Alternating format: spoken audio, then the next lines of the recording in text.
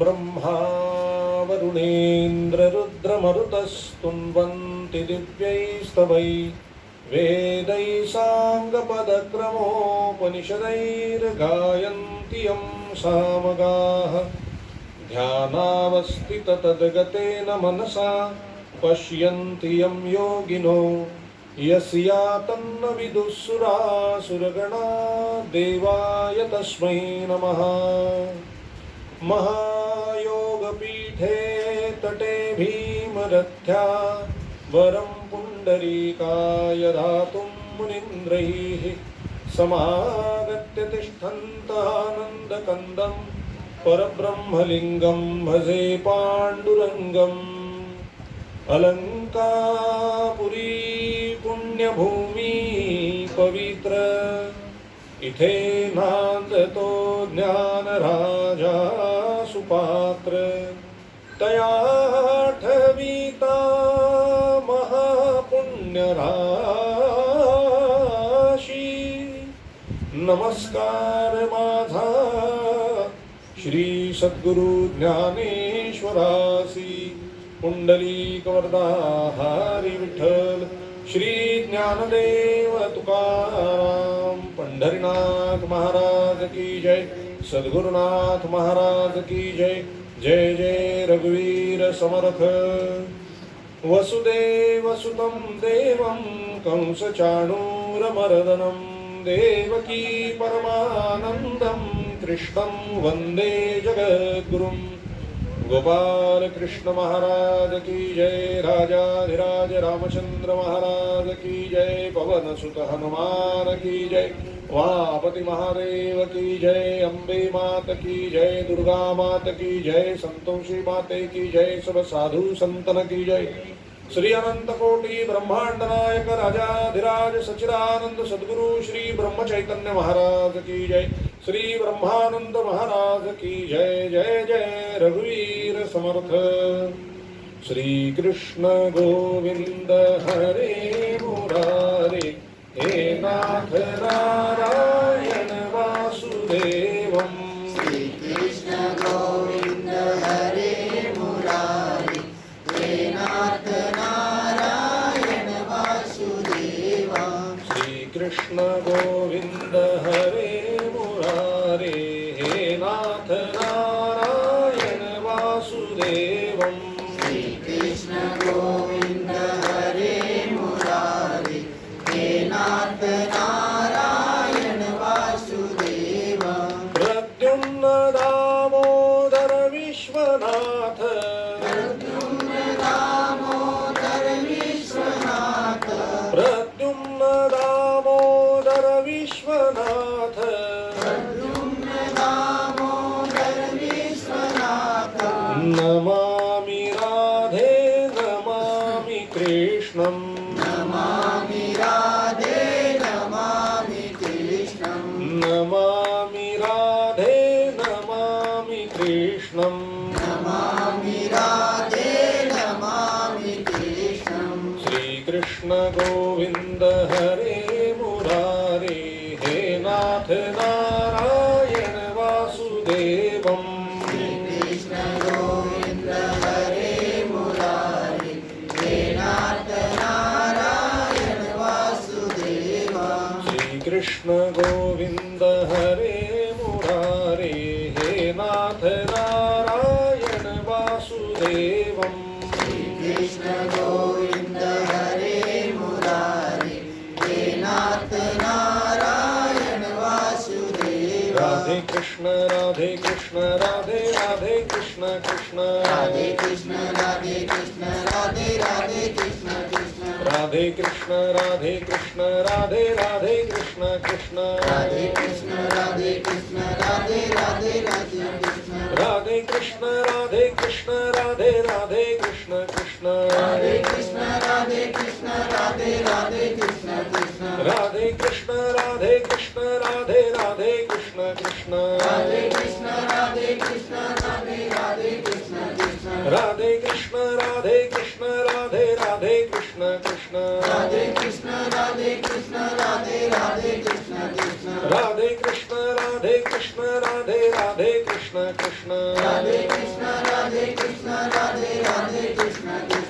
राधे कृष्ण राधे कृष्ण राधे राधे कृष्ण कृष्ण राधे कृष्ण राधे कृष्ण राधे राधे कृष्ण कृष्ण राधे कृष्ण राधे कृष्ण राधे राधे कृष्ण कृष्ण राधे कृष्ण राधे कृष्ण राधे राधे कृष्ण कृष्ण राधे कृष्ण राधे कृष्ण राधे राधे कृष्ण कृष्ण राधे कृष्ण राधे कृष्ण राधे राधे कृष्ण कृष्ण राधे कृष्ण राधे कृष्ण राधे राधे कृष्ण कृष्ण राधे कृष्ण राधे कृष्ण राधे राधे कृष्ण कृष्ण राधे कृष्ण राधे कृष्ण राधे राधे कृष्ण कृष्ण राधे कृष्ण राधे कृष्ण राधे राधे कृष्ण कृष्ण राधे कृष्ण राधे कृष्ण राधे राधे कृष्ण कृष्ण राधे कृष्ण राधे कृष्ण राधे राधे कृष्ण कृष्ण राधे कृष्ण राधे कृष्ण राधे राधे कृष्ण कृष्ण राधे कृष्ण राधे कृष्ण राधे राधे कृष्ण कृष्ण राधे कृष्ण राधे कृष्ण राधे राधे कृष्ण कृष्ण राधे कृष्ण राधे कृष्ण राधे राधे कृष्ण कृष्ण गोपाल कृष्ण महाराज की जय सद्गुरुनाथ महाराज की जय जय जय रघुवीर समर्थ राधे राधे राधे राधे राधे राधे राधे प्रभु हरे कृष्ण जय सिया राम श्री श्री राम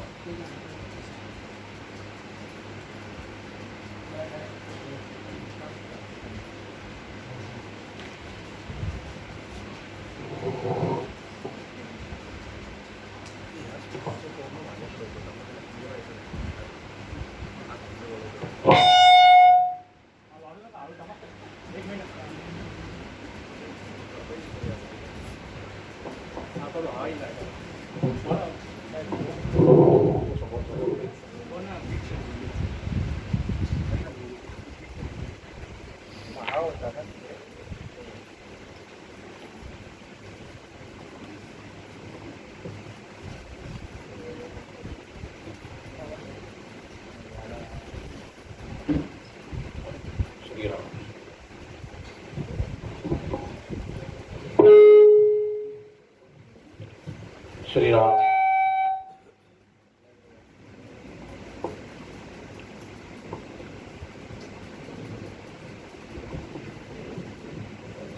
श्री राम श्री राम श्री राम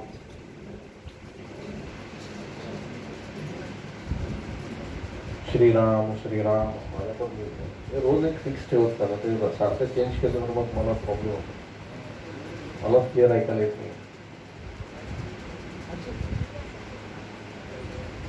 श्री राम श्री राम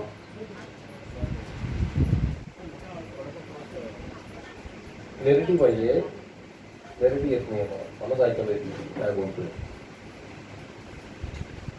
कालची सेटिंग करा ना काल कशी सेटिंग होती तशी सेटिंग ठेवा ना श्रीराम श्रीराम बेसिक वाटतो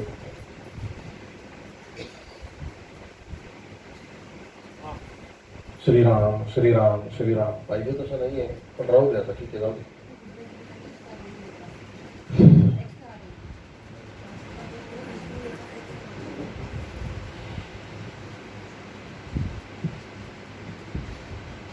श्रीराम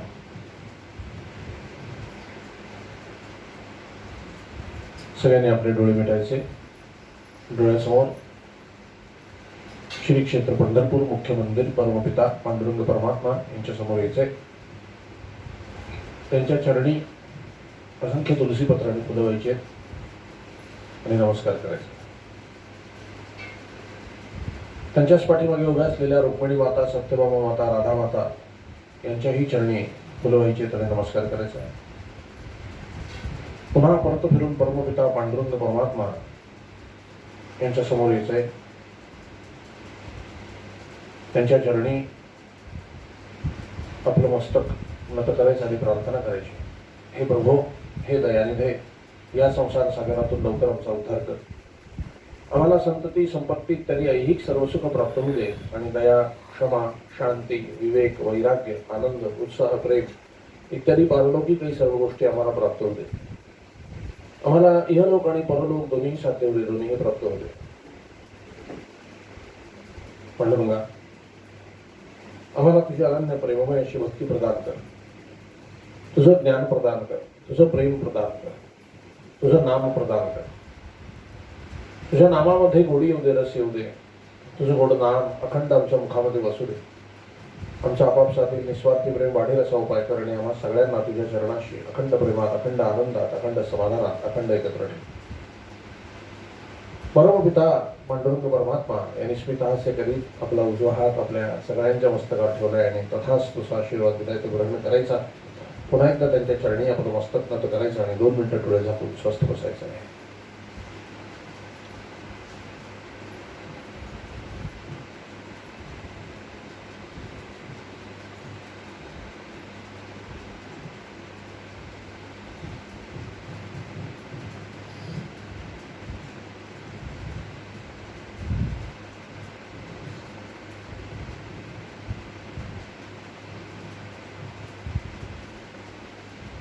जानकी जीवन स्मरण जय जय राम श्री सद्गुरुनाथ महाराज की जय.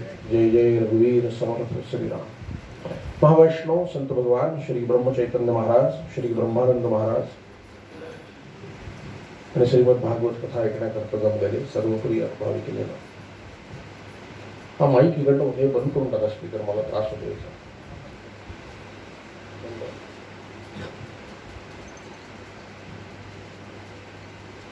कालची व्यवस्था बरी होती, आज गडबड आहे सगळी. लिंक नाही लागत मग कथेमध्ये. श्रीराम श्रीराम श्रीराम श्रीराम. चेंजेस का केले मला कळलं नाही. ऐकताय हॅमरिंग होते मागे मला. जाऊ दे सर, ठीक आहे.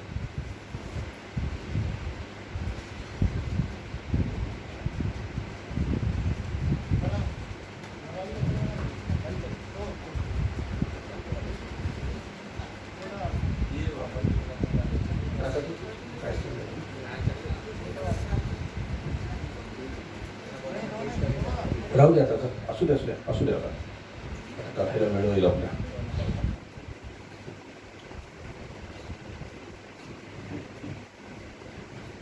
कल प्रभु का जन्म दिवस हमने देखा. कल प्रभु प्रकट हुए कारागृह में. सब देव दर्शन के लिए कारागृह में पधारे थे. भगवान देख रहे हैं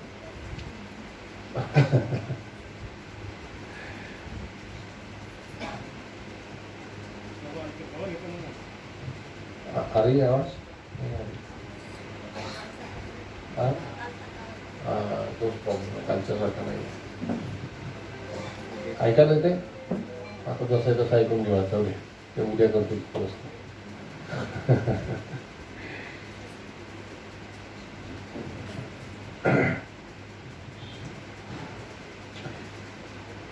सब देव, देवादिदेव, महादेव, ब्रह्मदेव, सभी देव कारागृह में दर्शन के लिए पधारे.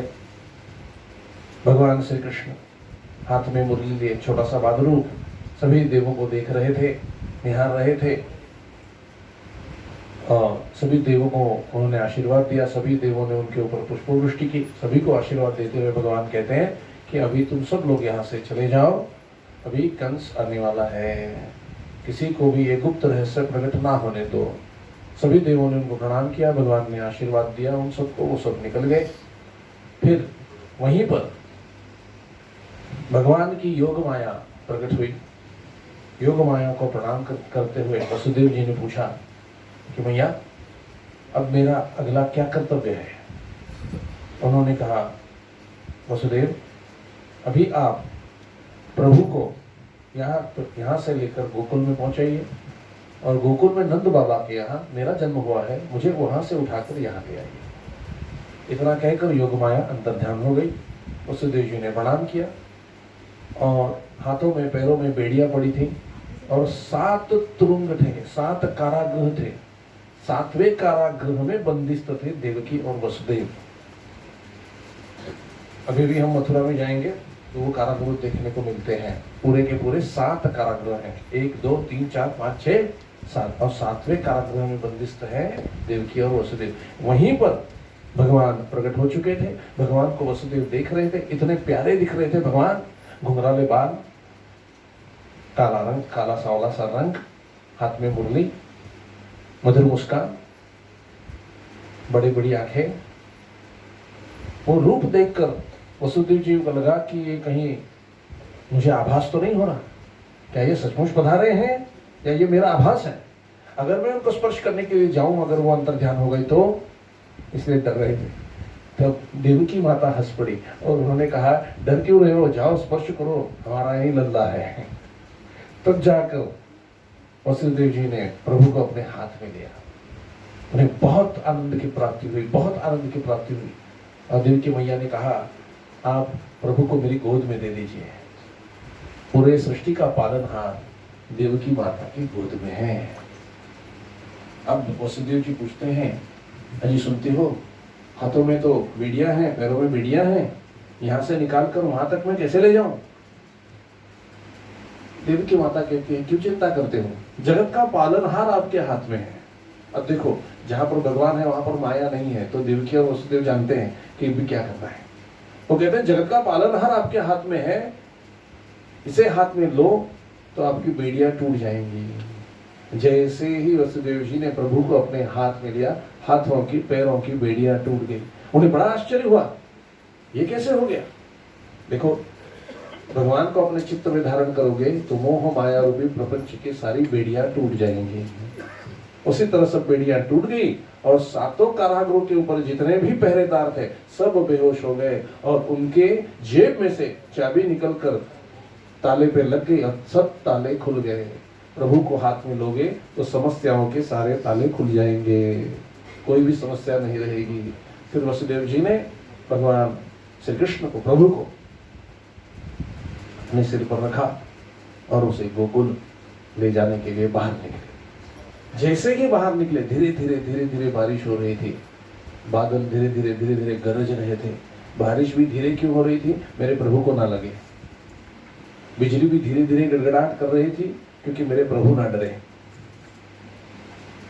सुंदर वातावरण बाहर का, और वसुदेव जी ने प्रभु को हाथ में लेकर सिर पर रखा और जैसे ही बारिश गिरने लगी, प्रभु का बचाव करने के लिए शेष नाग ने आकर के छाते जैसे उनके सिर पर अपना फन रख दिया, जिससे उन्हें बारिश का पता नहीं चला, बारिश की बूंदें उनको नहीं लगी और यमुना नदी पार करने लगे वसुदेव जी। अब यमुना नदी, जमुना नदी कौन है, प्रभु की पत्नी है, वो सूर्य कन्या है। जमुना नदी कौन है, सूर्य कन्या है। उनका रंग काला है तो उन्हें कालिंदी भी कहा जाता है। और जमुना नदी का रंग काला क्यों है, ऐसा कहते हैं प्रभु श्री कृष्ण की परछाया उसमें गिरी है, इसलिए वो काली है। वही कालिंदी, वही जमुना मैया प्रभु का दर्शन करने के लिए बढ़ने लगी, उनका पानी बढ़ने लगा प्रभु के चरण स्पर्श करने के लिए। लेकिन प्रभु ने भी कड़ी परीक्षा ली। प्रभु ने वसुदेव जी से प्रेरणा की, वसुदेव जी को, कि मुझे सिर पर उठा लो। तो वसुदेव जी ने उनको अपने सिर पर उठा दिया। यमुना नदी प्रकट हो गई और प्रभु से प्रार्थना करने लगी, हे प्रभु, मैं तो आपके चरणों की दासी हूँ, अगर आपके चरण रज मुझे ना प्राप्त हुए तो मेरा ये जन्म किस काम का। तो आप मुझ पर कृपा कीजिए और मुझे दर्शन दीजिए, आपके पैरों के चरण मुझे छूने दीजिए। यमुना नदी प्रभु के पैरों को छूने के लिए बढ़ती जा रही है, बढ़ती जा रही है। वसुदेव जी के छाती तक यमुना नदी आ गई, मुंह तक आ गई, नाक तक आ गई, आंखों तक पानी भर गया और आंखों के ऊपर से, सिर के ऊपर से पानी जाने लगा। अब यमुना मैया कहती है, इससे ज्यादा मैं बढ़ नहीं सकती, आप कृपा करके मुझे आपकी चरण रज दे दीजिए। तब प्रभु ने अपना पैर बाहर निकाला और यमुना जी के जल को स्पर्श किया। जैसे ही यमुना जी के जल को स्पर्श किया, पानी एकदम से घुटनों के नीचे तक चला गया और वसुदेव जी सुरक्षित रहे। प्रभु ने अपने बाप की भी परीक्षा ली है, तो तुम और हम कौन हो।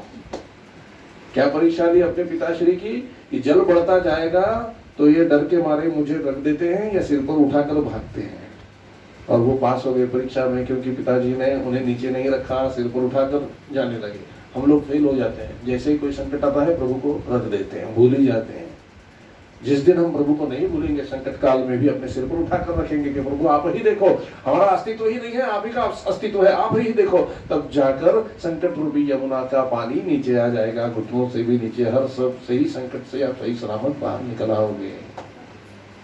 वसुदेव जी, हमें वो जमुना नदी भी देखनी है। अब हम जब जाएंगे ना, अभी वहां पर ब्रिज बना हुआ है ऊपर, किंतु नीचे दिखता है जमुना का पानी।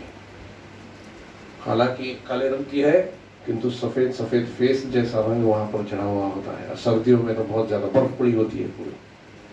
ऐसे माहौल में वसुदेव जी प्रभु को लेकर के गोकुल में पहुंचे। गोकुल धाम, ये सब धाम है भगवान के। मथुरा धाम, गोकुल धाम, बरसाना धाम और वृंदावन धाम। यहाँ पर प्रभु की सारी लीलाएं हुई है। गोकुल में पधारे और नंद बाबा जी के घर में गए। प्रभु ने अपनी कृपा से सबको योग निद्रा में सुलाया हुआ था। कोई जाग नहीं रहा था, सब सो रहे थे। और वो योग निद्रा कैसी है? यशोदा मैया को कन्या का जन्म हुआ था, उसे पता भी नहीं चला, वो गहरी नींद में थी। वसुदेव जी गए, प्रभु को उनके गोद में रखा और कन्या को घर ले आए। कन्या को वापस ले आए। जैसे ही कन्या को वापस ले आए, फिर से उन्हीं कारागृह में से उन्हें आना पड़ा। एक कारागृह पार करके 7वें कारागृह तक आ पहुंचे। जैसे ही कन्या को लेकर आए, उनके हाथों में बेड़ियां पड़ गई, पैरों में बेड़ियां पड़ गई, सब कारागृह के दरवाजे बंद हो गए, ताले लग गए, चाबियां फिर से सैनिकों के जेब में चली गई। सैनिक फिर से जाग उठे। ये भी आश्चर्य हुआ, जब मैं प्रभु को ले गया तो बेड़ियां खुल गई और कन्या को ले आया तो बेड़ियां पड़ गई। माया को ले आओगे तो बेड़ियां पड़ेंगी संसार की, और प्रभु को हाथ में धारण करोगे तो बेड़ियां छूट जाएंगी। वसुदेव जी फिर से बेड़ियों में जकड़ गए। और वो माया है, वो कन्या माया है, कोई सामान्य थोड़ी है। उसने जोर जोर से चिल्लाना रोना प्रारंभ कर दिया। माया कभी चुप नहीं बैठती है, आपको यहाँ से वहां, वहां से वहां, वहां से वहां भगाएगी।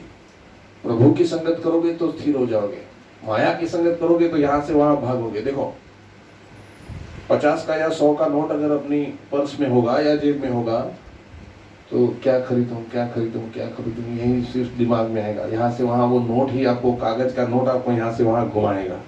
अगर जेब में कुछ नहीं होगा तो चुपचाप बैठोगे। ये माया का प्रताप है ना, ये माया का प्रताप है। माया आपको घुमाएगी, भगाएगी, भगवान आपको स्थिर रखेंगे। तो उन्होंने चिल्लाना शुरू कर दिया। कंस एकदम से घबरा कर जाग उठा और कहा, देखो 8वां आया है, 8वां आया है, 8वां आया है, मुझे मारने वाला शत्रु पैदा हो गया। ये गुस्सा कर कर वो कारागृह तक पहुंचा और बड़ी आशंका से प्रभु की ओर देखने लगा। देवकी मैया कह रही है कि भैया ये लड़का नहीं है, ये लड़की है, ये पुत्र नहीं है, ये कन्या है, ये कन्या है। नहीं, यही विष्णु है, यही विष्णु है। अरे भैया ये विष्णु कैसे हो सकता है, ये तो लड़की है। क्यों? मोहिनी का रूप तो उसी ने धारण किया था।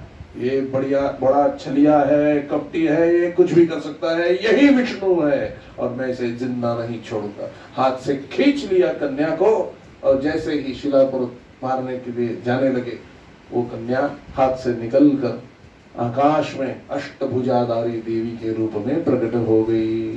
बोलो अम्बे मात की। मैया प्रकट हो गई, अष्टभुजाधारी, शंख चक्र गदा पद्म ढाल तलवार त्रिशूल सब हाथ में लिए और शेर के ऊपर विराजमान। मैया कह रही है कंस को, अरे मूर्ख कंस, किसे मार रहा है जो है ही नहीं, माया। चतुश्लोकी भागवत दूसरा श्लोक, जो है वो नहीं दिखाती और जो दिखने में आती है वो नहीं है, इसे कहते हैं मेरी माया। कहा था ना दूसरे श्लोक में, यही माया है। वो क्या कह रही है कंस से, तू किसे मारना चाहता है जो है ही नहीं, तेरा शत्रु जन्म ले चुका है और वो तुझे वही तेरा वध करेगा। कहाँ है क्या है ये नहीं बताया, खाली आप तेरा वध करेगा ये बता दिया। और अंतर्ध्यान हो गई माता। कंस बड़ा घबराया, बहुत डर लगा।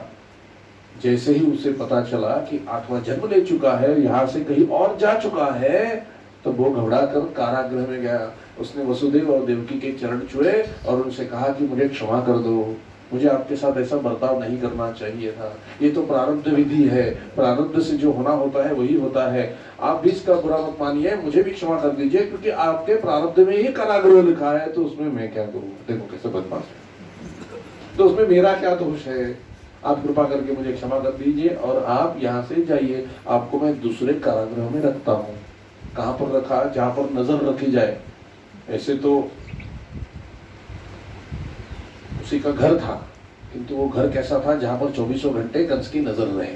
और फिर लौटकर, वहां से लौटकर अपने मुख्य जगह पर जाकर बैठा, थोड़ा सा चिंतित था। इतने में कंस के सब दोस्त वहां पर आए, मित्र सब आए जो उसी के जैसे थे। मैत्री किससे होती है?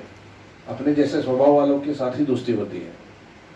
हमसे कोई हटकर स्वभाव वाला हो तो उससे दोस्ती नहीं होती है। जो व्यसन करते हैं उनकी दोस्ती व्यसन करने वालों से ही होती है। जो ज्यादा बात करते हैं उनकी मित्रता बात करने वालों से ही ज्यादा होती है ना। जो चोरी करते हैं उनकी मैत्री चोरी करने वालों से होती है, और जो कथा सुनते हैं उनकी मैत्री भी कथा सुनने वालों से ही होती है। इसी को सत्संग कहते हैं। कोई भी सत्संग अगर ना हो तो ठीक होता है, चल जाता है, किंतु बुरी संगत कभी भी नहीं करनी चाहिए। किसी भी हाल में बुरी संगत नहीं करनी चाहिए। वो आदमी को कहां से लेकर कहां तक पहुंचा देती है पता भी नहीं चलता। पूरे जीवन का सर्वनाश करने वाली दुष्ट संगति होती है। इसलिए प्रभु कहते हैं एक बार किसी के संग में ना रहो, निसंग रहो तो भी ठीक है, किंतु अगर संगत करनी हो तो सज्जनों की ही संगत करनी चाहिए, सत्संग ही हमेशा करना चाहिए। और कंस तो सब दुष्टों से घिरा हुआ था। भले उसके दिमाग में कभी अच्छे विचार आ भी जाए, किंतु मित्रों की संगत से वो अच्छा विचार भी चला जाता था और बुरे विचार आ जाते थे मन में। चिंतित बैठा हुआ था कंस। चाणूर, मुष्टिक, ये सब उसके मित्र थे। उन्होंने आकर पूछा कि राजन क्या हुआ, इतने चिंतित क्यों बैठे हो? जो भी प्रसंग घटित हुआ था वो सब उन्होंने कह सुनाया, ऐसा ऐसा हुआ है। तो उसमें कौन सी डरने वाली बात है? अभी अभी तो पैदा हुआ होगा। हम पूतना को भेज देते हैं, वो गांव गांव जाएगी, सब नए जो बच्चे हैं उनको दूध पिलाएगी विष भरकर अपने स्तनों में, और सबको मार डालेगी। आज से 7 दिन पहले तक के जितने भी बच्चे हैं वो सबको मार डालेगी। इसमें हमारा जो भी शत्रु होगा वो भी अपने आप मर जाएगा। तो हमें और कुछ करने की जरूरत नहीं रहेगी।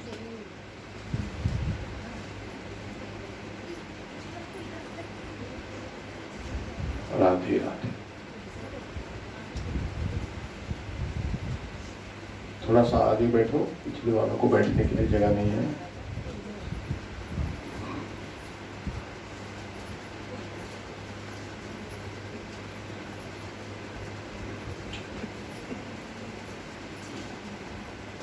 पूतना वहां पर प्रकट हो गई।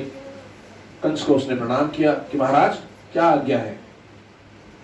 कथा में ध्यान दो कि महाराज क्या आज्ञा है।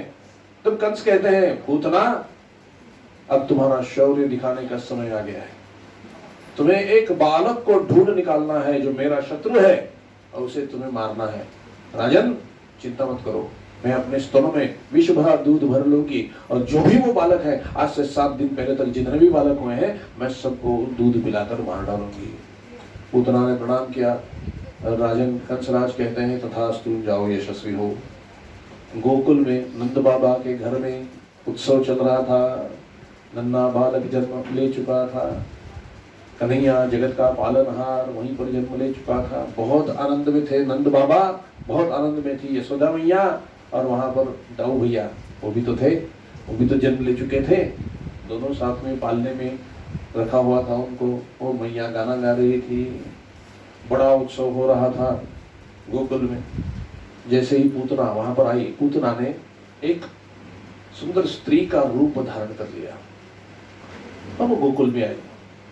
पता चलना मुश्किल नहीं है कि कहां पर उत्सव हो रहा है। जहां पर उत्सव हो रहा है वहीं पर तो नया बच्चा पैदा हुआ है, और कल रात को ही ये घटना घटित हुई थी। इसका सीधा मतलब है यही वो बच्चा है।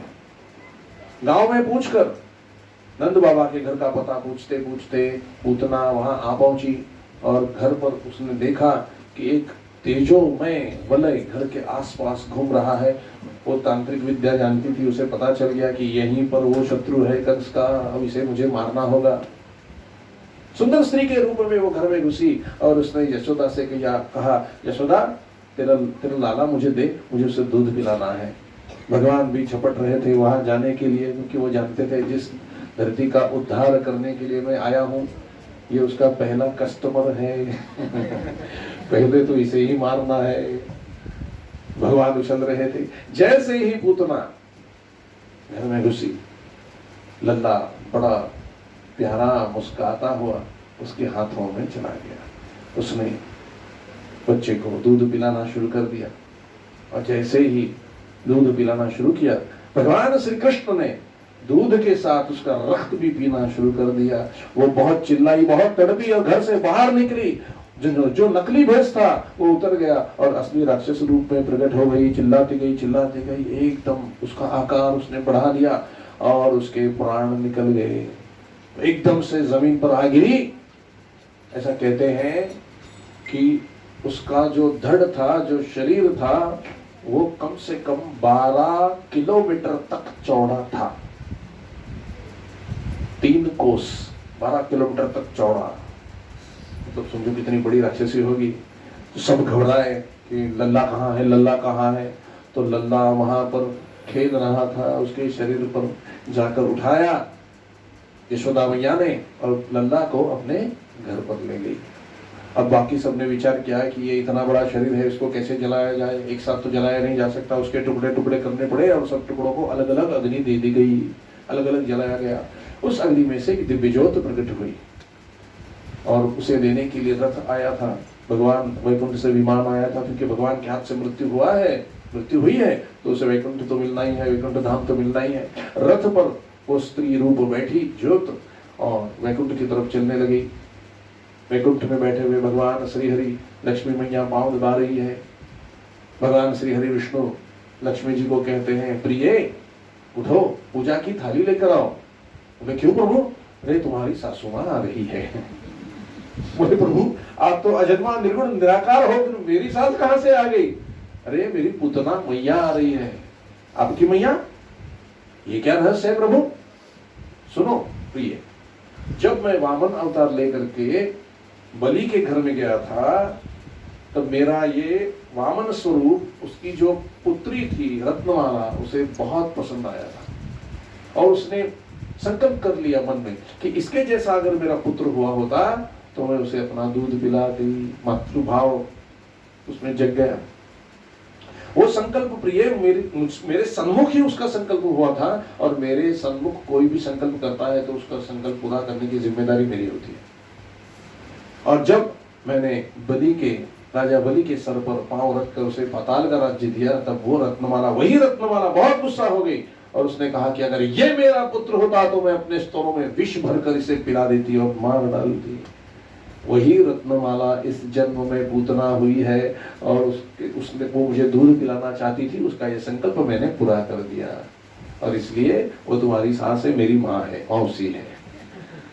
तो लक्ष्मी माता ने उनका स्वागत किया और वैकुंठ धाम दे दिया। इस तरह से पूतना खत्म हो गई। ये बात कंस तक पहुंची और उसे आश्चर्य नहीं हुआ, वो आनंदित हो गया।